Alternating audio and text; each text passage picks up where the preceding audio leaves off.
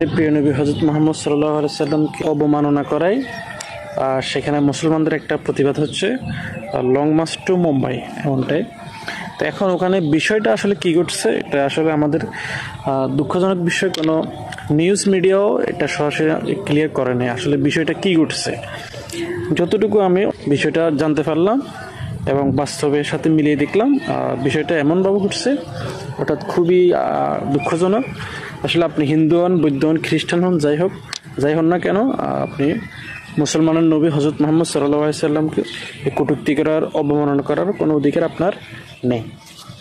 এখন আসেন বিষয়টা আসলে আগস্ট মাস থেকে ভারতের একজন হিন্দুদের একজন গুরু, নাম হচ্ছে রামগিরি, তিনি হযরত মুহাম্মদ সাল্লাল্লাহু আলাইহি সাল্লামকে নিয়ে এই কটূক্তিকর মন্তব্য করেন এবং অবমাননা করার পরে মুসলমানগণ তার বিরুদ্ধে আন্দোলন করতেছে, বিভিন্ন জায়গায় এই কথাবার্তা হচ্ছে।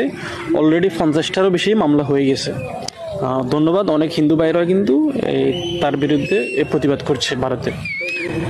এখন যেটা ঘটেছে, ভারতের একজন বিজেপির একজন সংসদ সদস্য মহারাষ্ট্রে মুম্বাইয়ের, নাম হচ্ছে নীতিশ রানা, হিন্দুদের এই পুরোহিত বা গুরু, তার বিরুদ্ধে যখন রাষ্ট্রের প্রতিটা মুসলমান যখন আন্দোলন করতেছে, প্রতিবাদ করতেছে, তখন এই সংসদ সদস্য নীতিশ রাইডু সে প্রকাশ্যে এসে ওই রামগিরির পক্ষ নিয়ে হুমকি দিচ্ছে, যারা রামগিরির বিরুদ্ধে প্রতিবাদ করতেছে, মামলা করতেছে, তাদেরকে তাদের বাড়িঘরে গিয়ে, মসজিদ মন্দিরে গিয়ে তাদেরকে সে হামলা করে আসবে। প্রকাশ্যে এসে যখন একজন সংসদ সদস্য বা একজন সংসদ সদস্য বা একজন লিডার যখন একজন অপরাধীকে সে যখন পক্ষ নেয় এবং সেই অপরাধীর পক্ষ নিয়ে যখন দমন পীড়নের একটা হুমকি দেয়, তখন তো আসলে আন্দোলন হবেই। আপনি যৌক্তিকভাবে আসেন, আপনি আপনার ধর্ম পালন করেন, কোনো সমস্যা নেই, কিন্তু আপনি অন্য ধর্মকে অবমাননা করার সে রাইট তো আপনার নেই।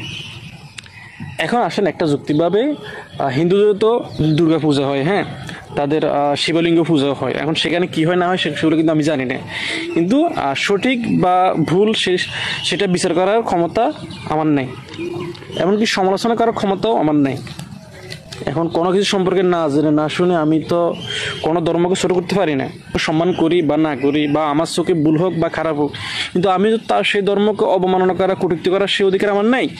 আসলে কোনো ধর্মকে আসলে ছোট করার রাইট আপনার নাই। পৃথিবীতে সকল ধর্মই মানুষের জন্য ভালো, মানুষের জন্য কল্যাণ, এবং সঠিক এবং ভুল বিচার করে ধর্ম পালন করা উচিত। হযরত মুহাম্মদ সাল্লাল্লাহু আলাইহি সাল্লাম, তার ব্যাপারে কেন সমালোচনা হবে? তিনি তো পৃথিবীর সর্বশ্রেষ্ঠ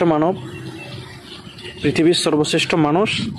সারা পৃথিবীর মানুষ, বৌদ্ধ বলেন, খ্রিস্টান বলেন, হিন্দুদের অনেক ভালো ভালো গুরু আছে, যারা জ্ঞানী আছে, তারাও বলে হযরত মুহাম্মদ সাল্লাল্লাহু আলাইহি সাল্লাম মতো মানুষ হয় না।